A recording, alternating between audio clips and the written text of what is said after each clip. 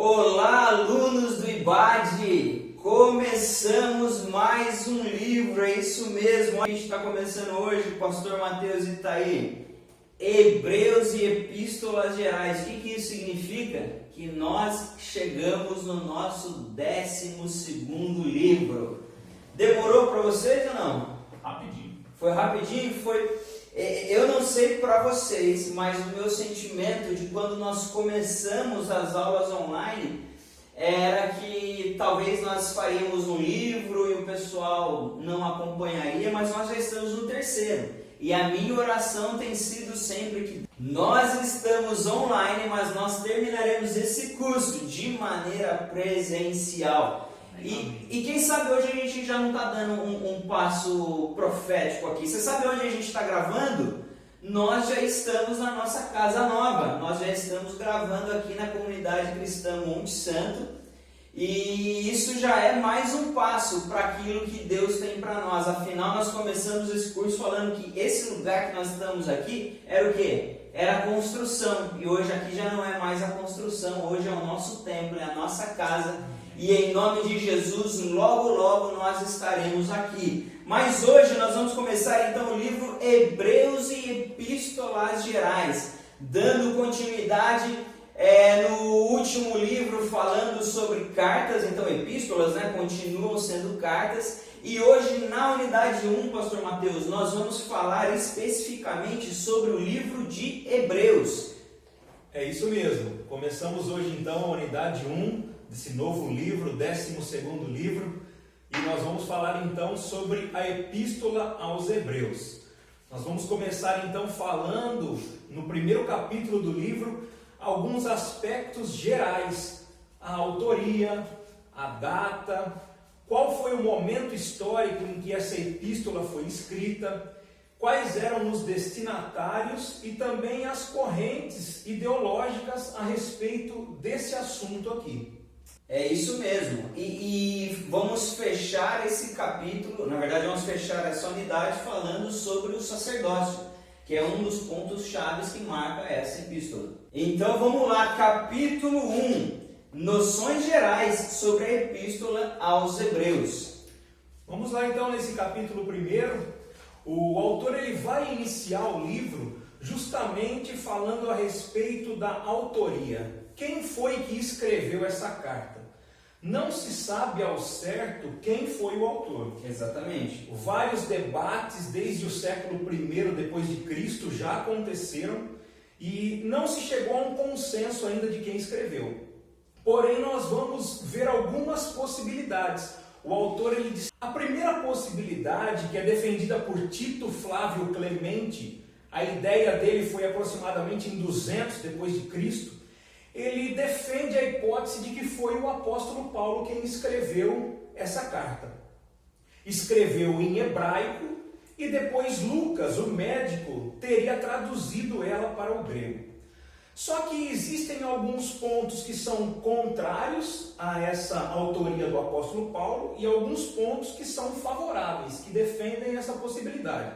Dentre os pontos a favor de que foi Paulo quem escreveu, está, por exemplo, o detalhe ou os detalhes que ele usou, que o autor usou, para descrever todo o serviço sacerdotal, o elevado nível literário.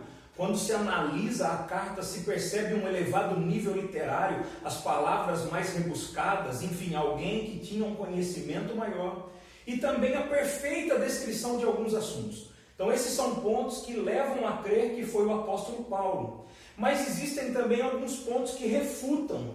Um dos pontos que os teólogos usam para dizer que não foi o apóstolo Paulo seria a organização e a sucessão dos assuntos. Mas como assim? Nós percebemos que os assuntos eles são bem divididos ao longo da carta e essa não era uma característica do apóstolo Paulo. O apóstolo Paulo ele tratava sobre vários assuntos ao mesmo tempo quando ele escrevia. Então esse tipo de estilo de escrita não foi encontrado em nenhuma das outras cartas que nós já estudamos aqui, escritas pelo apóstolo Paulo.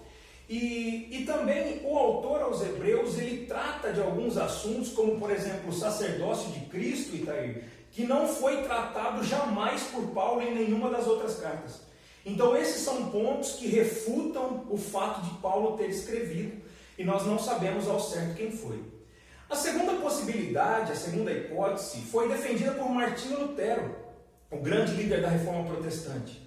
E Lutero dizia então que quem escreveu essa carta, Mateus, foi Apolo. Apolo, que teve um contato com Priscila e Áquila, que foram discípulos do apóstolo Paulo, ele teria escrito segundo a visão de Martinho Lutero. E Apolo, ele teve uma grande importância na igreja primitiva, e isso corrobora com o fato de que ele poderia ter realmente sido o escritor. Alguns pontos que são a favor disso: a eloquência de Apolo, o grande conhecimento das escrituras, as doutrinas que ele conhecia perfeitamente, o profundo conhecimento sobre os pensamentos filosóficos da época. Então esses são pontos que corroboram com a possibilidade de que Apolo tenha escrito a carta. A terceira hipótese que nós vamos estudar nessa noite, vamos falar sobre ela agora, foi defendida por Quinto Sétimo Florencio Tertuliano. Olha que nome bonito, né? É o Quinto Sétimo Florencio Tertuliano. Quem será o primeiro, terceiro Florencio? Nós não sabemos, Itaí. Mas enfim, o Quinto Sétimo Florencio Tertuliano, ao redor de 200 depois de Cristo, ele defende que o escritor foi Barnabé. E Barnabé, Mateus, ele era um levita de Chipre. E quando nós aprofundamos o nosso estudo sobre o livro dos Hebreus, nós vamos ver que muitas questões do sacerdócio são mencionadas. Então um levita teria propriedade para escrevê-la. Alguns outros pontos que corroboram com a hipótese de Barnabé ter escrito: um profundo conhecimento sobre os ritos do templo. Sim. Então existe essa ideia defendida por Quinto Sétimo Florencio Tertuliano de que Barnabé pode ter sido o escritor. E a última hipótese que nós vamos estudar nessa noite é que a carta teria sido escrita por Priscila, a esposa de Áquila. Priscila e Áquila foram discípulos muito próximos do apóstolo Paulo. E dizem também os estudiosos que Áquila, ele colaborou em alguns trechos. Quais são os pontos favoráveis a que Priscila teria escrito? O fato deles serem amigos do apóstolo Paulo, mas em nenhum momento é citado o nome do autor ou da própria Priscila na carta. Então alguns dizem assim, mas ela não cita em nenhum momento, ela não fala sobre ela. Nós também podemos entender essa omissão como sendo uma questão cultural da época, né? Onde as mulheres elas não tinham uma exposição tão grande. E existem alguns pontos também que são contrários, como por exemplo, você vai encontrar em Hebreus capítulo 11, versículo 32, o original grego sugere que quem escreveu essa carta foi um homem e não uma mulher. Como assim o original grego? Sim, se você pegar o texto grego no original, quando a carta foi escrita, você vai ver que o versículo 32 do capítulo 11 diz assim: e que mais direi eu? Na tradução de João Ferreira de Almeida, e que mais direi eu? Essa expressão, e que mais direi eu, era uma expressão típica de grandes escritores gregos, homens gregos que escreviam naquele momento, grandes pensadores.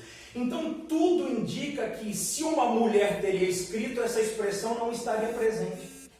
Contudo, alguns defendem que, como o seu esposo poderia ter participado, Áquila, essa seria uma contribuição que ele poderia ter feito. Então, um homem contribuindo nesse ponto da epístola. Existem alguns argumentos que são defendidos, alguns argumentos que são contraditórios, não se sabe ao certo. Mas Orígenes, no século III depois de Cristo, ele vai dizer assim: só Deus sabe ao certo quem escreveu a epístola. E eu quero chamar a atenção de você que as incertezas quanto a quem foi o escritor não retiram o poder que essa carta tem, não retiram a importância que ela tem no cânon sagrado, nas Sagradas Escrituras. Então o fato de nós não sabermos ao certo quem foi o autor não minimiza o conteúdo, a importância que essa obra teve no Evangelho.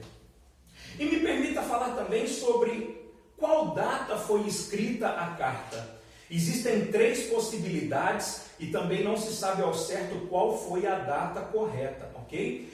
De acordo com alguns conflitos específicos entre os hebreus e os romanos e alguns indicativos no texto, nós podemos então tirar 3 possibilidades de datas.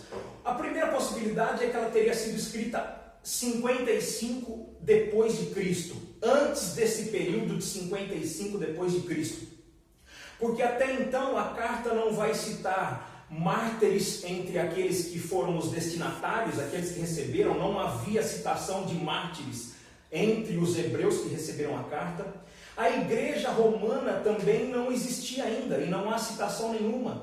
Nero ainda não era o imperador. E todas essas coisas só aconteceram depois de 55, posterior a Cristo. Então essa linha de raciocínio vai dizer que a carta foi escrita antes de 55. Existem também alguns que defendem que a carta foi escrita entre 63 e 70 depois de Cristo. E por que 63 e 70? Veja bem, Tiago, que a tradição diz ser o meio-irmão de Cristo, ele que era o pastor, o líder daquela igreja.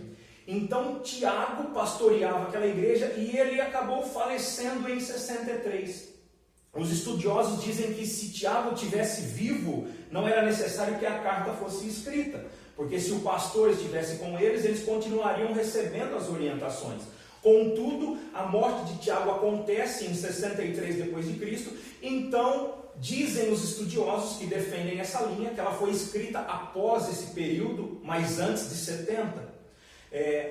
E também assim, por que antes de 70? Porque o templo foi destruído em 70 depois de Cristo. Então, alguns dizem que nesse intervalo de tempo a carta poderia ter sido escrita. E também não há nenhuma menção à destruição do templo. Então, se o templo foi destruído após 70, não haveria também como mencionar esse fato que foi tão importante. E a última possibilidade, que é a menos provável das 3 que nós estamos vendo aqui, é que ela teria sido escrita após 70 depois de Cristo. E o autor ele destaca, Mateus, 2 argumentos que seriam favoráveis a isso. O primeiro argumento é que não há menção à destruição do templo.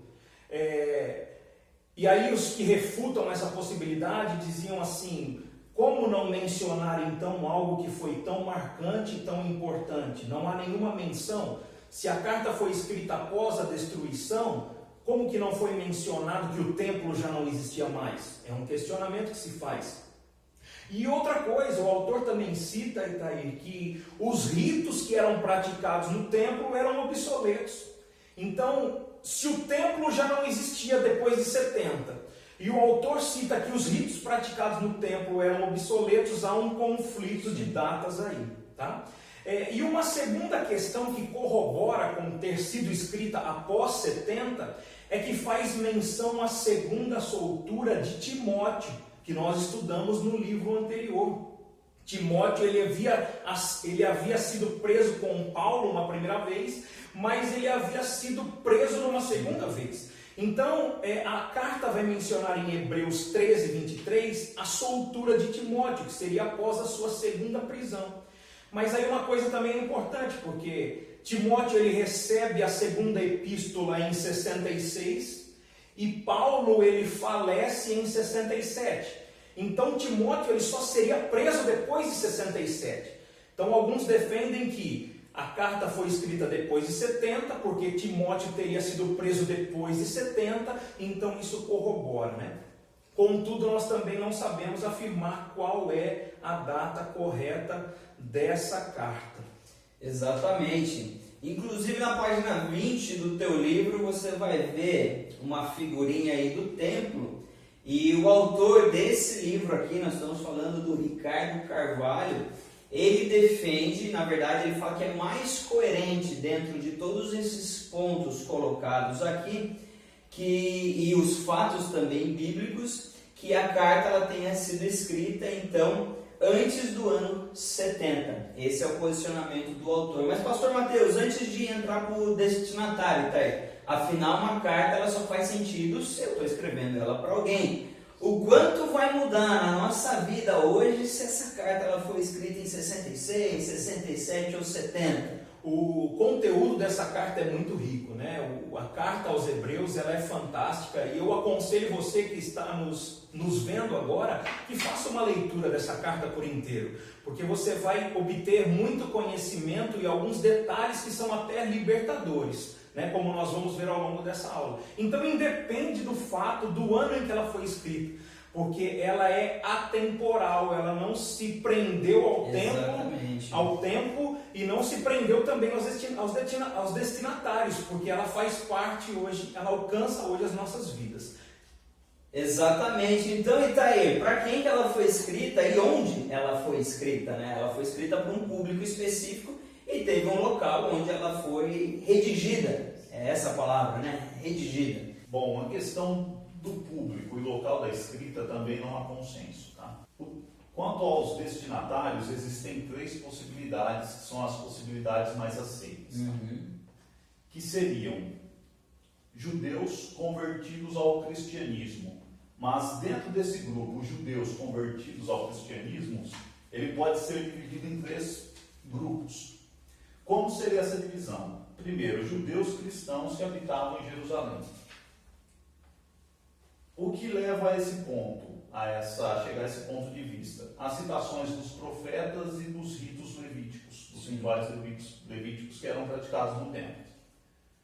Um outro grupo de possíveis destinatários seriam os essênios.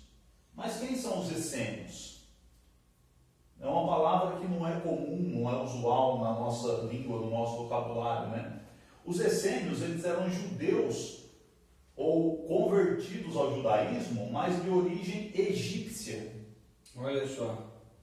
E esses egípcios que haviam se convertido ao judaísmo, eles saíram do Egito por volta de 170 a.C., durante a dominação do Império Seleucida. E os essênios, eles ficaram acampados então no deserto, próximo às regiões do Mar Morto e do Nilo. Então, possivelmente, os essênios também foram destinatários da Epístola aos Hebreus. E o terceiro grupo seriam aos gentios. Essa hipótese de que a carta foi destinada aos gentios baseia-se em algumas expressões que não eram expressões usuais para os judeus. E quais eram essas expressões? Pelo menos 2 delas, que é a expressão obras mortas e a outra expressão seria apostatar do Deus vivo. Então essas 2 expressões, obras mortas e apostatar dos Deus vivos, levou alguns estudiosos a acreditarem que a Epístola aos Hebreus foi escrita aos gentios. Mas, dentre as diversas hipóteses, existe uma que é mais provável. E a mais provável é que ela foi escrita aos judeus que habitavam em Jerusalém. Ok. E rapidinho, Itaí, o que é essa palavrinha aí, apostatar, ou apostasia, né? A raiz da palavra? Apostatar seria desviar-se ou se distanciar de Deus. Vamos trazer assim um conhecimento mais próximo do nosso tempo, uma interpretação mais próxima mais prática, do nosso tempo, né? Seria se desviar do Senhor, ou se afastar do Deus vivo. Ok? Ok. E falando do local da escrita, também não existe consenso quanto ao local da escrita. A carta, como ela não foi datada, não foi escrito de, não tem o de para, e não tem para, tudo isso aí dificulta a gente estudar a questão histórica do livro. As veracidades, a verdade que traz no livro dos Hebreus, ela é indiscutível. Mas esses pontos que para mim são pontos secundários, dão margem para discussão, e nós estamos aqui nesta noite justamente por isso. Mas tratando-se do local da escrita, uma das possibilidades é que seria um local distante da Itália. Por que seria um local distante da Itália? Seria um local, então, longe da Itália, onde alguns italianos moravam. Aí o livro traz a expressão, os da Itália vos salvam. Por essa expressão, alguns acreditam que o livro foi escrito em algum lugar longe da Itália. Uma outra interpretação ou ponto de vista é que foi escrita em Roma para alguma comunidade de cristãos hebreus que moravam fora da Itália. Então o autor estava em Roma e escreveu para cristãos que moravam fora da Itália. E a terceira hipótese, Mateus, é que também foi escrita em Roma, mas para cristãos judeus que viviam em Jerusalém, com o objetivo de exortar que não se desviassem da fé. Dentre todas as hipóteses, a terceira é a mais lógica. É a mais lógica, a mais provável. E olha só que interessante, e o autor, eu vou falar o nome dele de novo, Ricardo Carvalho, o capítulo 2 eu acho que ele é muito pertinente na sequência, porque nós estamos falando de um livro que está na Bíblia, ou seja, que nós acreditamos, só que é um livro que não sei quem escreveu, eu não sei para quem escreveu, e eu não sei onde escreveu e quando escreveu. Então, por isso que a gente precisa entender a canonicidade, ou seja, o que levou a esse livro tão rico a compor hoje, né, como o pastor Natanael, mais conhecido como meu pai gosta de falar, esse compêndio de livros que nós temos hoje como a Bíblia Sagrada. Então, no capítulo 2, pastor Mateus, nós vamos falar sobre a canonicidade da Epístola aos Hebreus. É isso mesmo. E o que é um livro canônico? Um livro canônico nada mais é do que um livro que foi reconhecido como inspirado por Deus. Então essa palavra canonicidade, ela não é tão usual, apesar de ser uma palavra muito importante no meio teológico, ela diz respeito justamente a isso. Aquilo que é canônico ou que faz parte do cânon, a nossa Bíblia é o cânon, é a composição dos livros inspirados por Deus. E para se chegar a esse ponto de reconhecer a carta aos Hebreus como uma carta canônica, isso levou muito tempo. Na verdade, não só a Epístola aos Hebreus, mas para que se fossem definidos os livros que fizessem parte da Bíblia, isso não foi de uma hora para outra ou sem critério nenhum, pelo contrário. Muitos estudos e embates teológicos foram realizados para que isso acontecesse. E algumas incertezas, algumas dúvidas que levavam mais tempo para decidir justamente se o livro era inspirado por Deus e deveria compor o cânon ou não. Então, nós vamos falar agora sobre os critérios que foram utilizados para a aceitação dos livros no Novo Testamento como um todo e também os critérios utilizados especificamente para a carta aos Hebreus. Havia uma necessidade da igreja, Itair, naquela época, de estabelecer os critérios para reconhecer quais os manuscritos, quais os textos eram divinamente inspirados ou não. E por que isso? Os apóstolos já estavam saindo de cena. A base da igreja, aqueles que começaram a igreja, eles já estavam se retirando. Alguns já tinham sido martirizados, já não viviam mais. E também tem um ponto muito interessante, é que assim, os cristãos que estavam sendo perseguidos por conta da palavra, eles precisavam ter um respaldo, porque eles não iriam defender qualquer texto bíblico se esse texto não fosse inspirado pelo Senhor. Então esse processo ele foi um pouco demorado. Então os critérios utilizados para definir se o livro era canônico no Novo Testamento são o testemunho do Espírito Santo, o conteúdo ou ortodoxia, a apostolicidade, a popularidade ou catolicidade e a inspiração. Fale um pouco para nós, Itaí, sobre o testemunho do Espírito Santo. O testemunho do Espírito Santo, um dos critérios para reconhecer a canonicidade dos livros bíblicos, Mateus, ele se dava mediante a leitura dos livros perante as igrejas. Então os livros eles eram lidos nas congregações. Imagina um culto e chegaram lá e começaram a ler uma carta que ainda não tinha um nome, mas tinha um conteúdo fantástico. Então, eles lendo esses textos, o Espírito Santo testificava no coração da igreja e começava a agir durante a leitura dos textos. Então, essa ação do Espírito Santo dava ao texto pontos de veracidade e autenticidade. Muito bem. E conforto para que a igreja aceitasse o texto como inspirado por Deus. Então nós vamos começar falando sobre a apostolicidade. No Antigo Testamento, o Senhor elegeu os profetas para levar as suas mensagens. Então, principalmente os profetas que eram boca de Deus no Antigo Testamento.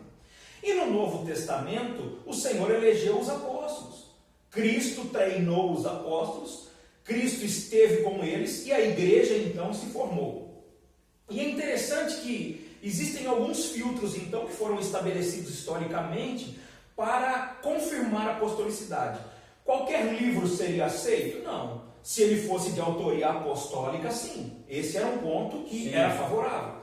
Se ele fosse de autoria de algum dos integrantes do círculo apostólico, a escola apostólica do começo da igreja, esse era um ponto importante. Se ele tivesse sido escrito por alguém que se relacionou com os apóstolos. Então essa é a questão da apostolicidade.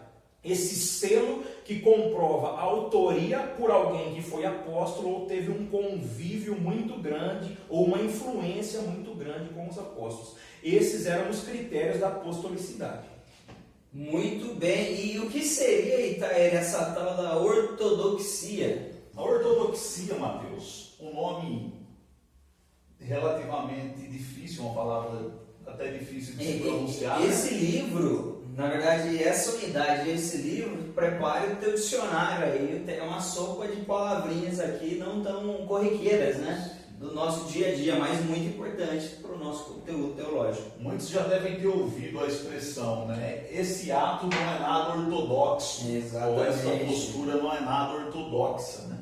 E nós temos o costume, o hábito de usar ortodoxo como um sinônimo de conservador. Não é isso? Sim. Então, quando a gente vai falar a tua atitude não é nada conservadora, alguns dizem essa atitude não é nada ortodoxa. Mas a ortodoxia está relacionada à rigidez, à rigorosidade do conteúdo e do assunto tratado nos textos.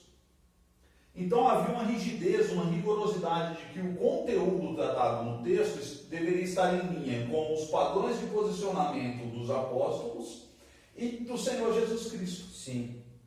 Se o texto não estivesse em linha com o padrão de comportamento e posicionamento dos apóstolos e o padrão de Jesus Cristo, então os textos não eram ortodoxos. Os textos não passavam pelo crivo da ortodoxia e por isso não poderia fazer parte do cânon do Novo Testamento. Exatamente. E aí nós já linkamos com o 2.1.4, que é a popularidade ou catolicidade. É isso mesmo. Por que esse termo era tão importante? A popularidade ou catolicidade nada mais é do que um alinhamento entre o que estava escrito e o que foi ensinado pelos apóstolos ou pelos discípulos. E por que esse ponto era tão importante? Porque no final do século I, muitos assuntos e ensinos heréticos começaram a aparecer. Então era necessário que se passasse pelo crivo da popularidade ou catolicidade. O escrito está relacionado ao que foi ensinado anteriormente pelos pais da igreja para justamente refutar as heresias. Há um exemplo de Marcion, no final do século I, que ele escrevia muitos textos heréticos. E ele formou seu próprio cânon, inclusive. Mas tudo isso para defender e disseminar ideias do gnosticismo. E por tudo isso que nós falamos até agora, levou dentro de uma linha do tempo que essa epístola aos Hebreus ela fosse colocada em dúvida, em questionamento, até o momento então da canonicidade que nós vamos ver no capítulo 2.2, Itaí. Sim, por conta de ter a falta de autoria, ter o local e ter consenso sobre a data, muitas pessoas não concordavam com a canonicidade do livro, da Epístola aos Hebreus. Contudo, os outros pontos em que o livro se enquadrava, que era o testemunho do Espírito Santo, a ortodoxia e a catolicidade ou popularidade, fizeram com que os pais da fé sempre citassem e aceitassem esse livro. Então, por se enquadrar nesses 3 outros pontos e pela aceitação dos pais da igreja, esse livro foi enquadrado no cânon como sendo um livro inspirado. Muito bom! E antes de irmos para o próximo capítulo, o capítulo 3, eu quero só abrir um parênteses agora aqui para a gente discutir, que num tempo como esse, né, que nós estamos vivendo hoje, através da internet, todo mundo tem voz, todo mundo prega, todo mundo canta, todo mundo faz o que quiser. Muitas igrejas, hoje nós vivemos um tempo, e nós falamos na história da igreja, existem dezenas, milhares de denominações. E talvez para você que às vezes quer procurar um conteúdo diferente na internet, ou que recebeu um convite para ver alguém ministrando, olha alguns pontos que nós aprendemos aqui que você pode usar como um guia prático para ver se aquilo se essa mensagem ou esse vídeo ele é inspirado por Deus. 2.1, testemunho do Espírito Santo. Então tem que estar alinhado com o Espírito Santo. Depois, quando fala sobre apostolicidade, ou seja, essa pessoa que está produzindo esse conteúdo tem fruto.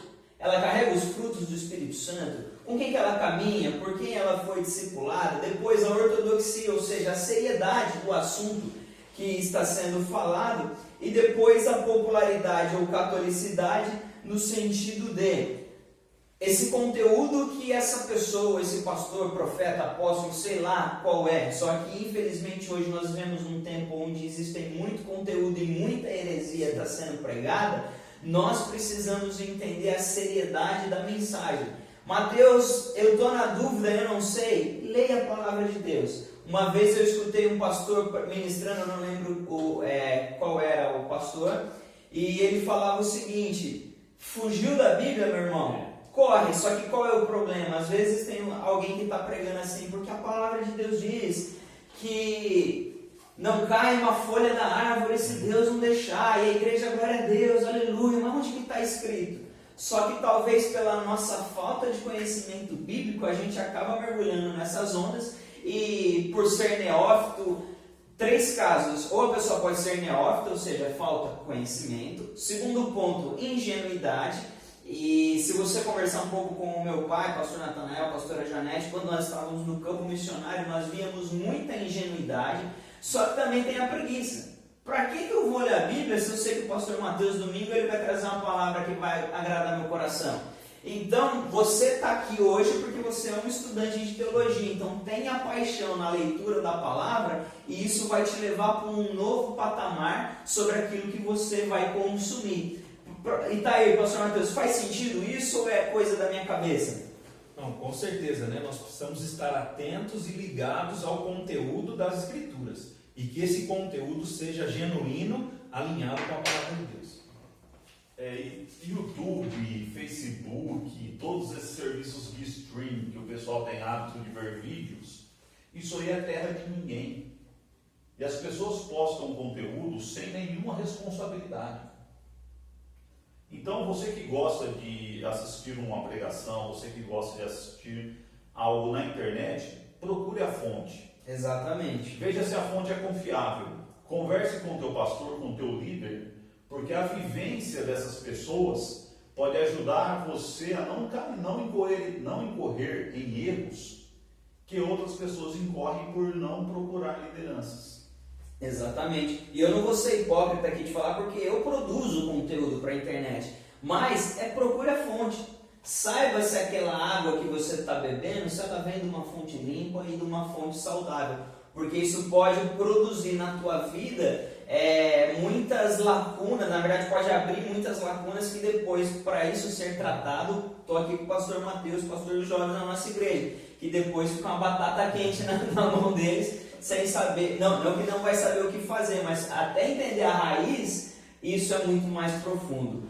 Mas fecha parênteses, capítulo 3, pastor Mateus, o conteúdo e o objetivo. Então a carta ela é endereçada a alguém que a gente ainda não sabe quem é, mas talvez não, eu e você somos, né, destinatários dessa carta, então ela precisa ter um conteúdo. E é sobre isso que nós vamos falar. Fica à vontade. Só um parêntese.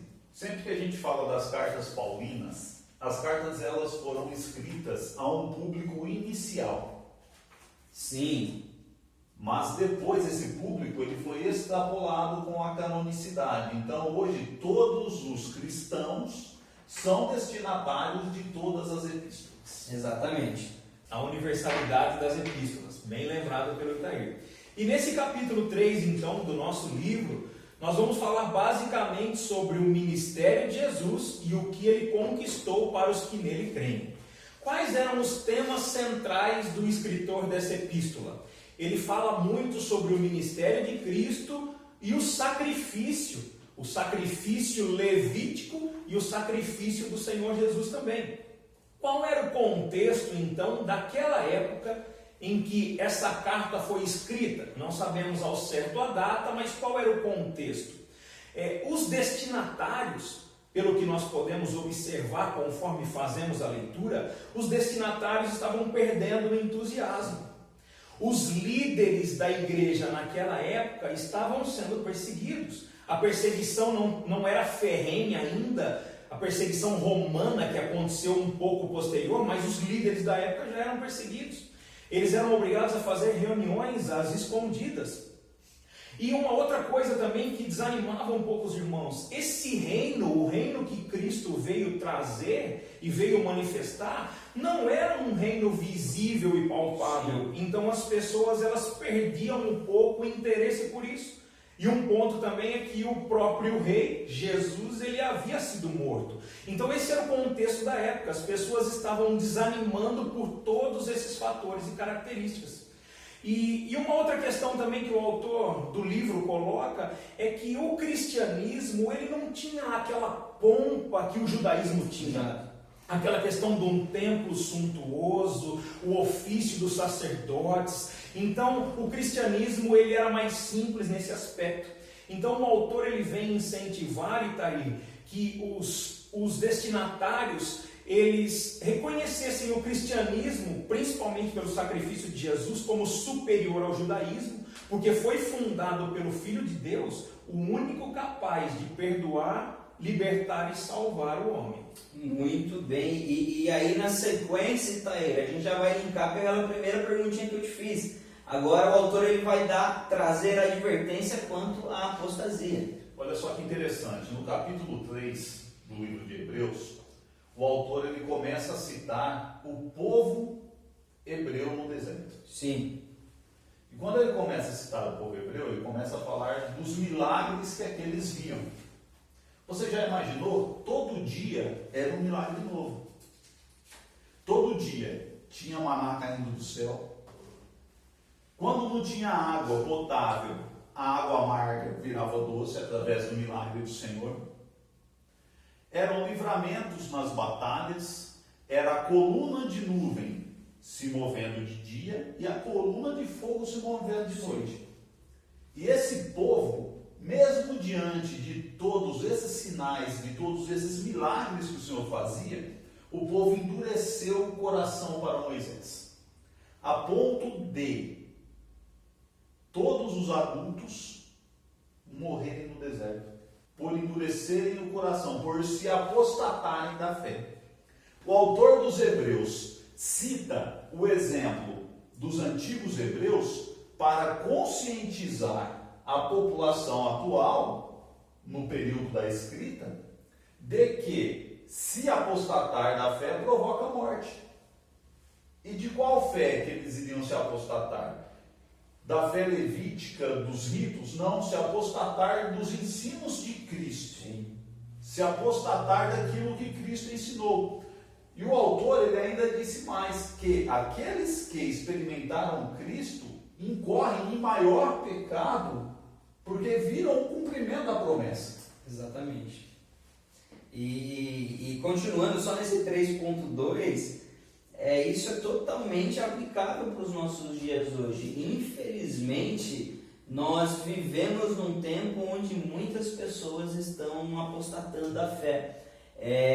Nós conhecemos diversas pessoas, né? E talvez você tenha alguém no teu contexto familiar, enfim, que assim como o Itaí falou bem, que experimentou do amor de Cristo, viu o sobrenatural e hoje acabou apostatando da fé. E se nós não tomarmos cuidado, a rotina do dia a dia pode nos colocar num lugar como esse. Então, o fato de nós estarmos aqui hoje não garante que, se nós não mantivermos uma vida de constante oração, leitura da palavra, vivendo uma vida em Cristo, nós também não podemos cair, quem sabe, e em nome de Jesus isso não vai acontecer, mas apostatar da fé. Muito bem, e depois nós vamos falar então, pastor Mateus, da figura do sacerdote. É isso mesmo. No capítulo 4 da epístola, o escritor ele apresenta Jesus como o grande sumo sacerdote. No capítulo 4 da epístola, o escritor ele vai apresentar Jesus como sendo o grande sumo sacerdote. E ao longo de toda a carta aos Hebreus, nós vamos reparar nisso. Ele fazia muitas alusões linkando práticas do Antigo Testamento, se referindo a Cristo, como por exemplo o grande sumo sacerdote, como por exemplo o sacrifício perfeito que nós vamos ver um pouco mais adiante. E ele cita que Jesus, mesmo tendo ido para o Pai, ele continua se compadecendo do seu povo diante do Senhor. E o autor também reforça a questão do sumo sacerdote no passado, que se originou em Arão, ser um homem comum e um homem falho. Já Cristo não, foi o próprio sumo sacerdote perfeito e um ministério superior. Então, o sumo sacerdote do passado, o terreno, ele carecia também de sacrifício por si mesmo, pelo seu próprio pecado. Ele tinha falhas, mas o autor vai justamente trazer a superioridade do sacerdócio de Cristo, reforçando também aqui que Jesus, enquanto homem, nós já estudamos em Cristologia sobre isso, Jesus, enquanto homem, ele nunca pecou. Exatamente. Então, Itai, fala um pouquinho mais para a gente sobre esse sumo sacerdote perfeito. O autor da Epístola aos Hebreus, ele cita sacerdotes, homens, e ele faz um paralelo entre o sacerdote ou sumos sacerdotes homens e Cristo. E nesse paralelo, a gente pode compreender o seguinte: Arão, a origem do sacerdócio no tabernáculo, foi um bom sacerdote? Sim. Sim, ele foi um bom sacerdote. Mas, contudo, precisou ser substituído. Depois de Arão, tiveram outros sacerdotes, e assim foi. Depois, na construção do templo, destruição do templo, reconstrução do templo, sempre tendo sacerdotes. Que eram substituídos. Exatamente. Por que eles eram substituídos? Porque eles não eram eternos. Então, a perfeição de Jesus Cristo, ela consiste, primeiro, num sumo sacerdote eterno. Suficiente, não precisa de outro. Ele é suficiente para tudo. Depois, todos os sacerdotes humanos não tinham o poder de salvar a vida. Jesus Cristo, o único sumo sacerdote capaz de salvar a humanidade.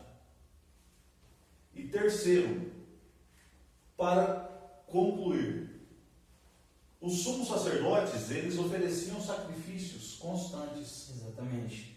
Jesus Cristo, o único sacrifício, porque é o sacrifício que ressuscitou, comprou a humanidade com preço de sangue. Amém. E hoje somos livres para estarmos na presença dele. Glória a Deus. Então, esta é a perfeição de Cristo. E o que mais me empolga é saber que esse sumo sacerdote perfeito, ele nos dá o direito de ter acesso a um lugar que antes nós não poderíamos ter. Antigamente, quem poderia entrar no Santíssimo Lugar? Apenas o sumo sacerdote, a figura do sacerdote. O povo ficava lá fora para que uma pessoa entrasse. Agora Jesus, ele vem e nos dá o acesso. O véu do templo que separava o Santíssimo Lugar já não nos separa mais. E eu e você, hoje, nós temos acesso todos os dias da nossa vida a estar continuamente no lugar santo, adorando ao nosso Deus. E eu não sei para vocês, mas sempre que eu imagino essa cena, eu lembro que tem uma canção que é muito antiga, que vai mostrar o quanto que a gente é velho, mas que fala isso, né? O véu que separava já não separa mais. E eu lembro que eu escutava essa canção quando eu era criança, e eu ficava sempre imaginando que, assim, eu não tinha essa noção do que significava. Quando eu tive o entendimento que era um lugar, e criança tem muito disso, puxa, naquele lugar eu não posso entrar. Eu falo abertamente, nós estamos em família aqui, eu venho da Igreja Evangélica Assembleia de Deus, onde as crianças elas não participavam da Santa Ceia. E eu lembro, e eu até comentei isso em algumas aulas, que assim, eu não vi o dia de me batizar para mim participar. E foi algo que marcou a minha vida. E eu lembro que quando eu tive o entendimento de que um lugar que por mim mesmo eu não era capaz de entrar, Jesus ele vem e me dá o acesso, se eu quiser, às 24 horas do meu dia eu posso estar lá no Santo dos Santos recebendo a doce presença de Deus. E isso tem que ser um hábito nas nossas vidas. O Santíssimo Lugar não pode ser, Pastor Mateus, só o nosso culto de quinta e de domingo. Na verdade, eu costumo falar para as pessoas que o lugar mais intenso é o lugar que só estou eu e ele. É o nosso quarto, é aquele momento de intimidade. Olha só que redundante, né? Íntima intimidade, mas isso mostra que é aquele momento onde nós recebemos aquele amor que antes nós precisávamos de um terceiro, mas Jesus ele vem e fez isso por nós. Pode complementar, Itaí. Falando de quarto, de intimidade, há um tempo atrás eu li um livro e ele traz algo interessante neste contexto. O livro diz assim: aquilo que você faz no secreto te capacita para aquilo que você faz em público. Isso está extremamente relacionado à nossa intimidade com Cristo, nosso sumo sacerdote. A intimidade que nós temos com Ele no secreto nos capacita para termos intimidade com Ele mesmo estando em público. Amém. Pastor Luiz Hermínio ele usa muito essa frase: não viva em público aquilo que você não construiu no secreto. Mas infelizmente a gente nem sempre vê isso. E aí, linkando com tudo isso que nós falamos, Pastor Mateus, o autor de Hebreus ele continua falando que muitas pessoas que experimentaram tudo isso do Espírito Santo, viveram intensamente isso e depois elas deixaram, na verdade agora o autor ele começa a falar que essas pessoas elas estão pecando, e o pecado da apostasia. Como o Itair já falou anteriormente, e o autor vai reforçar isso agora, nós precisamos tomar cuidado com as consequências da apostasia. O apóstata é aquele que voluntária e conscientemente ele abandona a fé. Mesmo após ter experimentado as virtudes celestiais, ser esclarecido, ter intimidade com o Espírito Santo, provar a palavra de Deus. O escritor de Hebreus vai dizer sobre isso no capítulo 6, versículo 4. Então o apóstata é aquele que nega as experiências que ele teve e rejeita Cristo e o Espírito Santo. Como consequências disso, nós temos blasfêmias contra Deus, a rejeição do sacrifício que Jesus fez. E uma das coisas mais tristes de um cenário desse é que as obras realizadas pelo Espírito Santo também são atribuídas a demônios. Então o escritor aos Hebreus, ele faz questão de tirar um tempo para falar sobre isso, justamente para alertar que os irmãos não caíssem na apostasia. Em Hebreus 6:6 nós vamos encontrar um versículo que até é duro, mas diz mais ou menos assim, porque eu não vou ler na íntegra, mas um pedaço da passagem, que é impossível que aqueles que recaíram sejam mais uma vez renovados para o arrependimento. A palavra recair, que é utilizada nesse texto, ela significa um afastamento completo, um abandono definitivo da obra redentora de Jesus, inclusive intitulando a obra de Jesus como insuficiente e incapaz de salvar. Então o fim dos apóstatas é ser lançado definitivamente no lago de fogo. Esse é um pecado terrível, como se houvesse algum pecado que fosse bom, pelo contrário, nós sabemos que não, mas nós precisamos tomar muito cuidado com isso, porque aqueles que já viveram todas essas coisas, o autor da carta vai dizer que é impossível que eles sejam renovados, principalmente por negar o sacrifício de Jesus. Exatamente. E negar as obras do Espírito Santo. Isso é muito ruim e nós não podemos cair nesse erro. Talvez quando você leu esse trecho do livro e o capítulo da carta aos Hebreus, Você trouxe isso talvez como algo pesado, mas assim, eu entendo isso como um grande amor de Deus, que nos impulsiona e nos mostra essas consequências. Afinal, vocês dois aqui como o pai ele vai corrigir o filho que ama, mas também, antes da correção, ele vai mostrar que, olha, toma cuidado com isso, porque senão eu vou precisar te corrigir. E continuando, e até eu brinco que no capítulo 11 aos Hebreus, o autor ele dá uma pelada. Eu costumo falar que ele dá uma peladinha, porque agora o Itair, ele vai começar a falar de uns homens que através da fé eles marcaram. E eu não sei você, mas ler Hebreus capítulo 11 e não dar uma chacoalhadinha e pensar, meu Deus, eu acho que eu preciso ter um pouquinho mais de fé. Mas vamos lá, Itair, fala um pouquinho para nós sobre esses personagens então, que marcaram, né, a história através da sua fé. O autor da Epístola dos Hebreus, ele citou nos capítulos anteriores da Epístola os personagens que se apostataram da fé, né? Uma geração que se afastou do Senhor. Agora, no capítulo 11, ele traz aqueles que foram firmes na fé. Se você se lembrar, Mateus, quando nós estávamos estudando sobre a salvação pela fé ou pelas obras, foi orientado a sala, a turma, que lesse Hebreus 11. Sim. Para entrarmos num ambiente de discussão tratando esse assunto. Exatamente. Então, o texto de Hebreus 11 vai estar bem fresco na memória de todo mundo. E o escritor, ele cita homens e mulheres que marcaram sua geração por um posicionamento de fé. Começa citando do justo Abel, Abraão, Jó e muitos outros. Homens que, pelo posicionamento de fé, marcaram a sua geração. E junto com homens que conseguiram uma grande estatura, conquistaram visibilidade dentro da nação judaica, ele também cita homens que foram cortados ao meio. O autor, ele equipara aqueles que alcançaram grande visibilidade com aqueles que foram mártires, com aqueles que não negaram a sua fé mesmo em situação difícil. E olha que interessante, depois que ele cita esses grandes personagens, ele entra no capítulo 12, versículo 1 de Hebreus, citando algo fantástico. Eu vou trazer um entendimento deste versículo, Hebreus 12, 1, que talvez muitos de nós, alunos, professores, cristãos da atualidade, ainda não entenderam o que o autor quis dizer neste versículo. Vamos lá então ler, Hebreus 12, 1.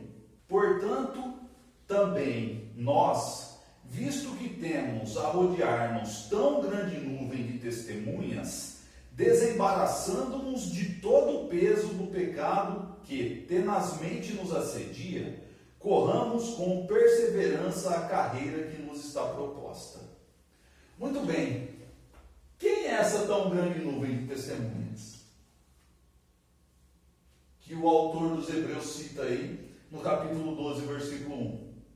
Muitas vezes nós lemos e não se interpreta da forma correta essa nuvem de testemunhas. Sendo assim, perde-se o conteúdo genuíno da palavra de Deus. Se nós formos pegar no original grego, essa tão grande nuvem de testemunhas, a palavra testemunha, original grego quer dizer martos. E o significado é exemplo. Então, ele está falando assim, olha, e nós, cercados dos exemplos, desde o justo Abel até os que foram cerrados ao meio, esses exemplos devem ser usados para nos desembaraçar do peso e do pecado que tão tenazmente nos rodeia. Veja só que interessante quando a gente entende o que o autor estava realmente querendo transmitir no momento. Ele traz para nós a percepção de que os justos daquele período devem servir como exemplo para nós, para que nós venhamos a nos desembaraçar do pecado e do peso. O peso se relaciona à dificuldade. Então, quando você sentir uma dificuldade relacionada ao Evangelho, relacionada a servir Cristo, Lembre-se que homens foram cerrados ao meio. Lembre-se que homens deixaram seus lares. Lembre-se que homens tiveram posicionamentos, foram queimados, mas ainda assim são vencedores. Amém. Amém? Amém. E continuando nessa linha de raciocínio, pastor Mateus, nada mais, nada menos, que o autor está fazendo? Ele está exortando aos leitores a terem uma experiência pessoal de fé. Isso mesmo. Depois desse rol do que nós conhecemos como os heróis da fé, que o Itair expôs aqui, o autor ele vai justamente exortar para que os leitores tivessem uma vida prática da fé. Sim. Não fosse só uma vida de fé sem obras, mas uma fé operante em Cristo. E como o Itair também citou a questão dos embaraços, o autor também vai exortar para que essas dificuldades não interrompessem a caminhada, ou não servissem de problemas para impedir aquilo que ainda estava por acontecer de Cristo através da igreja. E também o escritor da carta vai reforçar a questão da santidade, Sim. porque sem santidade ninguém verá o Senhor. E ele vai dizer também que uma das formas que o Senhor usa para moldar e forjar essa santidade em nós é através da disciplina. Uma das formas que o Senhor tem, o foco do Senhor é que nós sejamos santos. E através da disciplina que o próprio Deus promove e permite, nos possibilita alcançar um nível de santidade um pouco maior.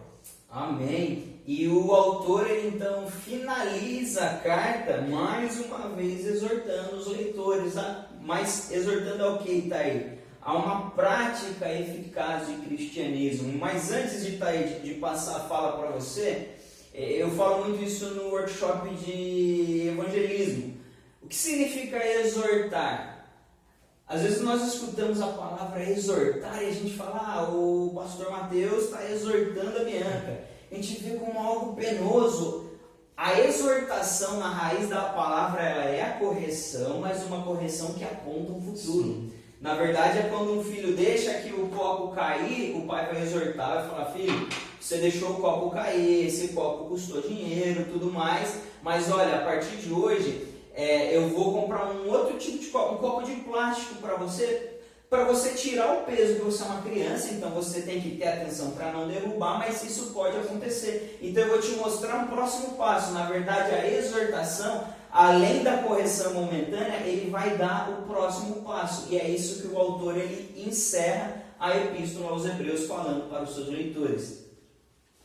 Essa exortação dos próximos passos, Mateus, está relacionada a uma vida de cristianismo genuíno. O autor ele também orienta a ter uma prática eficaz do amor fraternal, sendo este constante. Sim. Fala também sobre exercitar a hospitalidade. Fala sobre ter empatia para com que estão em perseguições. Olha que interessante. A empatia sobre os que estão em perseguições. No Brasil nós não temos perseguição na igreja. Pelo menos não perseguição escancarada. Talvez uma perseguição velada. Mas escancarada não. Mas existem nações que são extremamente perseguidas. Os cristãos são extremamente perseguidos. E nós devemos ter empatia em relação a essas pessoas. Em relação aos nossos irmãos que sofrem perseguições também.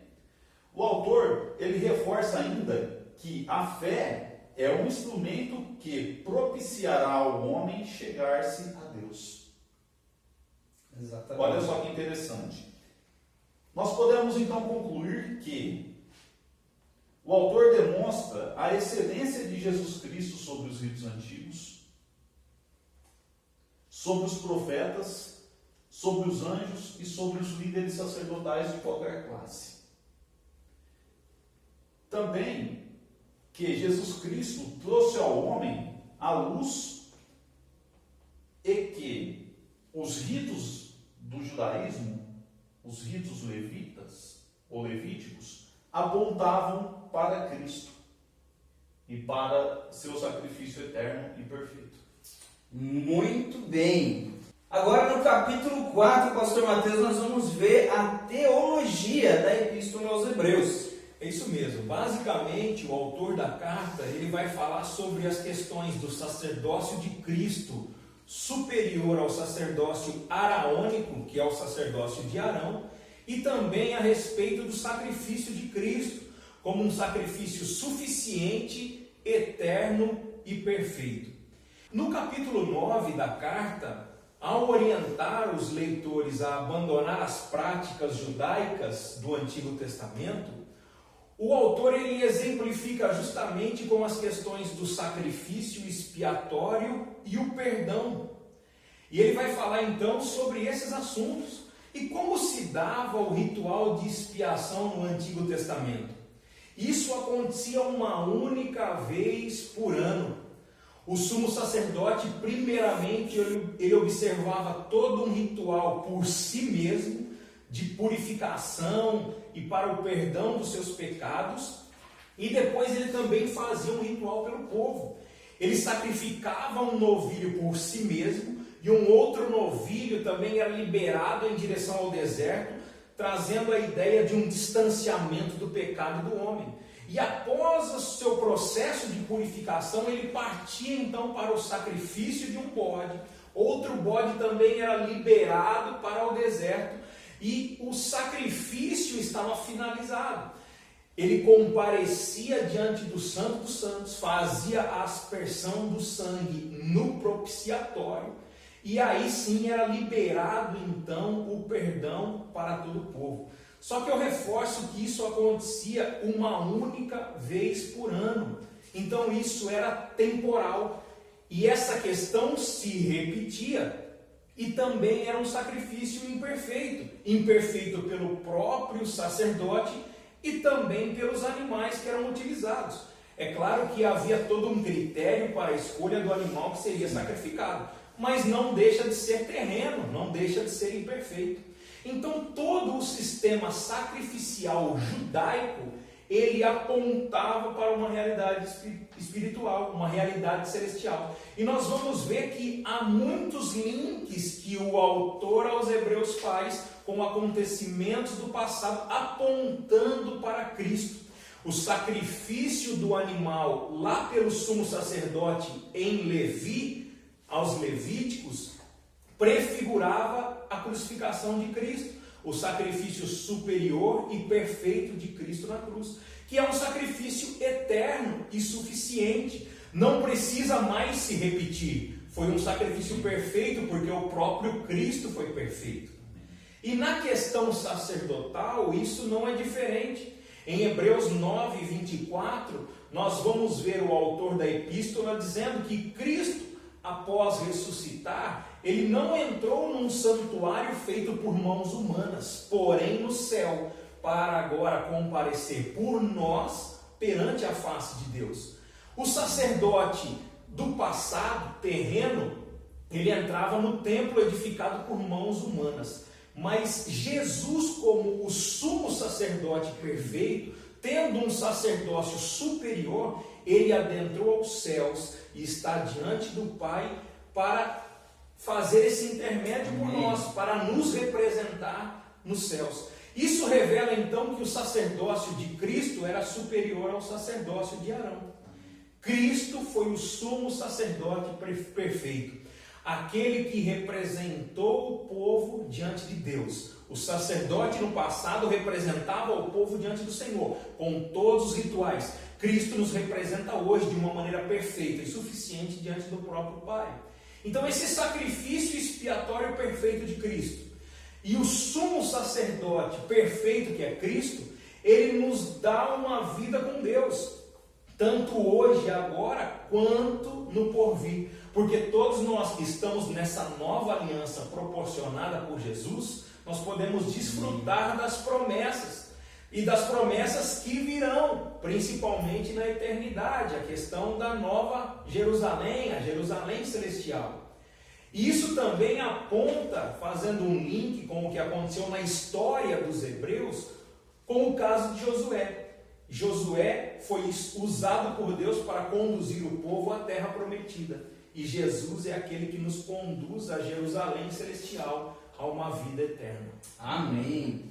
E tá aí para reafirmar, na verdade, para reafirmar a superioridade de Cristo como o sumo sacerdote sacerdote perfeito, algumas coisas precisavam mudar, alguns costumes do que era o sacerdócio judaico.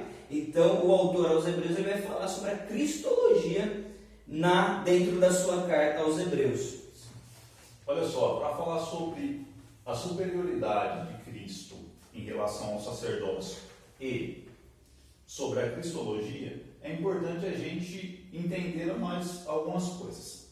O profeta Abacuque, por exemplo, em sua profecia, em sua oração, no capítulo 3, versículo 17, vai dizer assim, ainda que a figueira não floresça e não haja fruto na vide, o produto da oliveira minta e os campos não produzam mantimento, as ovelhas sejam arrebatadas do aprisco e nos currais não haja gado.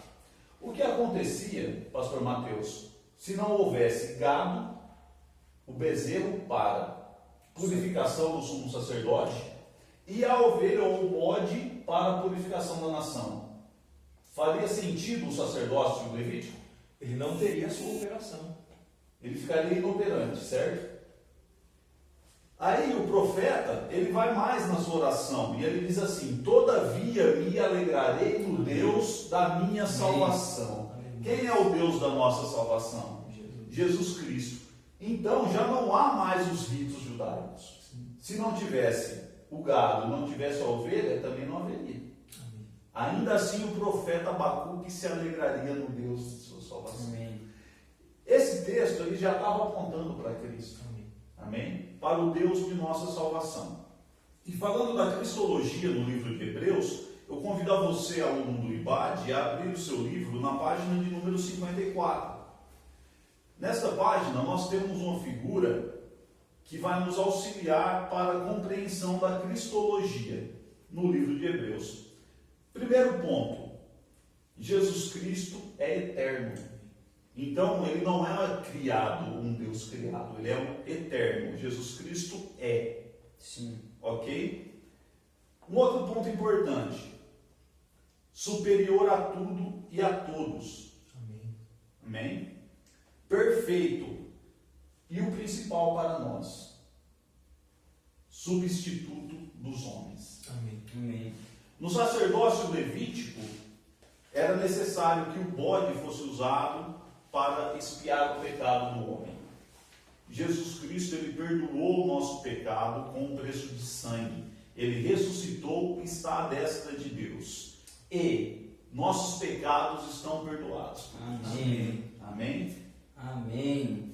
E agora nós chegamos no último capítulo, que nós vamos falar sobre a instituição sacerdotal. O autor da Epístola aos Hebreus, para que ele atraísse então o seu público-alvo, ele discorria sempre trazendo a figura judaica do sacerdote para então trazer a superioridade do sacerdócio de Cristo. Começando lá, Itair, falando então sobre o sacerdócio araônico, que nós já vimos lá no livro o Pentateuco, então desde Arão, e também falando sobre a vocação sacerdotal que vinha de maneira hereditária. Ok. Veja bem, você já disse aí que Arão foi o primeiro sacerdote, ok? O sumo sacerdote escolhido pelo próprio Deus. Sim. Para ministrar onde? No templo? Não, no tabernáculo, ok? Exato. Isso ainda no deserto, tá? Arão, sendo escolhido por Deus, o Senhor também determinou que apenas os descendentes da tribo de Levi podiam tomar parte no serviço sacerdotal. Amém? Então, olha só, estava bem engessado o sacerdócio levítico, estava engessado na tribo de Levi e nos descendentes de Arão. A vocação sacerdotal, ela estava determinada que seria hereditária. Sim. Então, para ser hereditária, os pais precisavam ensinar aos filhos o ofício sacerdotal. Então, desde cedo, os sacerdotes ensinavam aos seus filhos o ofício. Isso traz um ponto importante, porque o filho crescia próximo e tendo a figura paterna sempre presente. Isso era bacana. Mas tem um ponto relacionado à vocação sacerdotal que não é tão interessante.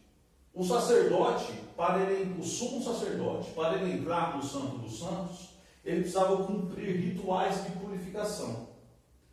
Isso quer dizer o quê? Que ele só podia entrar no Santo dos Santos através de suas próprias obras. Verdade. O Santo dos Santos, ele representa aí a presença de Deus. Sim. No sacerdócio de Cristo, nós não entramos diante do Senhor por nossas obras, porque somos justos, porque estamos purificados. Não, nós entendemos que precisamos dele porque somos pecadores e impuros. E o próprio sumo sacerdote é quem trabalha nos purificando e nos ajudando neste processo de sermos pessoas que agem em santidade e que buscam a presença do Senhor. Amém. E pastor Mateus, como que esse povo eles iriam aceitar agora esse sacerdócio, a superioridade do sacerdócio de Cristo? O autor da carta, ele desejava justamente uma mudança radical na mente, na maneira de pensar dos destinatários. E como que isso seria?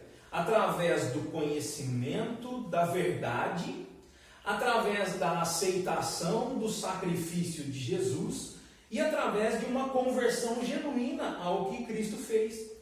E todos esses pontos somados, aliados ao que nós já falamos aqui, de Cristo como sacerdote superior, como sumo sacerdote superior, como um sacrifício perfeito, eterno e suficiente, todos esses pontos então colocavam um fim à necessidade dos sacrifícios que eram realizados no passado, pelo sumo sacerdote terreno. Então o sacerdócio de Cristo, ele era superior ao sacerdócio de Arão.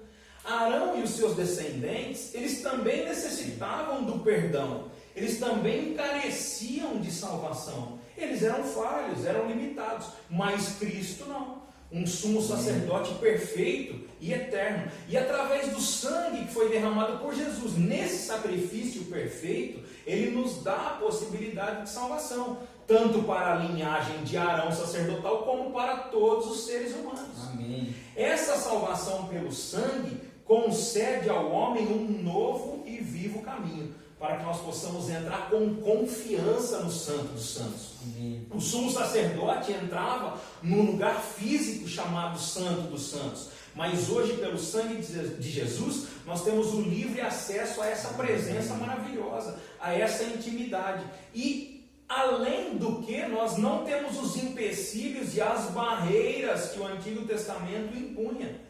Nós não precisamos de intermediários. Graças ao sangue que foi derramado, nós não precisamos mais que ninguém faça esse meio de caminho, nos represente, porque Cristo já nos deu esse direito. Cristo, ele se fez o sacrifício e todos aqueles que o aceitam têm esse direito. Isso então nos traz uma ideia de suficiência e da universalidade, porque não apenas para os destinatários da Epístola aos Hebreus, mas para todos aqueles que creem ao longo dos séculos depois da obra de Jesus. Amém. Nós temos acesso, você tem acesso ao Santíssimo Lugar. Amém. Glória a Deus por isso. E agora nós vamos encerrar o capítulo 5, com isso encerrando a unidade 1, falando de um personagem que está aí um tanto quanto intrigante, mas muito importante, mencionado, na verdade ele foi citado algumas poucas vezes lá no Antigo Testamento, mas que dá uma alusão, na verdade uma prefiguração do próprio Cristo, e esse personagem é o tal do Melquisedeque. Olha que nome bonito! Bonito nome, Melquisedeque, e um personagem muito importante. Por que é um personagem muito importante? Porque no seu encontro com Abraão, a Bíblia relata princípios fundamentais para a nossa fé. Então, estudar e ler a história de Melquisedeque e seu encontro com Abraão, para mim é lindo. É um texto fantástico e que vale a pena nós compreendermos. Primeiro, quem foi Melquisedeque? Melquisedeque foi um rei contemporâneo de Abraão. Ele viveu no mesmo tempo em que o patriarca Abraão. O nome Melquisedeque significa rei de justiça, ou meu rei é justo, no hebraico. um homem de genealogia desconhecida e que também a Bíblia não apresenta sua descendência. Sim. Então é um homem sem genealogia e sem descendência, biblicamente falando. Rei de Salém. Salém significa paz. Sacerdote de El Elyon, o Deus Altíssimo. A própria Bíblia relata isso. Que Melquisedeque era sacerdote de El Elyon, o Deus Altíssimo. Melquisedeque, ele trouxe algo para Abraão. Quando se encontraram, ele levou para Abraão pão e vinho. Melquisedeque, ele é então comparado a Jesus Cristo. E como Mateus já disse, ele prefigurava Jesus, o rei e sacerdote. E olha só que interessante, se nós formos analisar a fundo. O meu rei é justo, ou rei de justiça. Quem que é a nossa justiça? Jesus Cristo. Jesus Cristo, ele teve paternidade terrena? Biológica, não. Biologicamente falando, não. Não. Jesus Cristo teve filho biológico? Também não. Também não. Rei de Salém, ou rei de paz, Melquisedeque, era conhecido como rei de Salém, ou rei de paz. Jesus Cristo, ele falou algo sobre paz. Ele disse: a minha paz vos deixo, a minha paz vos dou. Então, quer dizer que Jesus Cristo governa sobre a paz.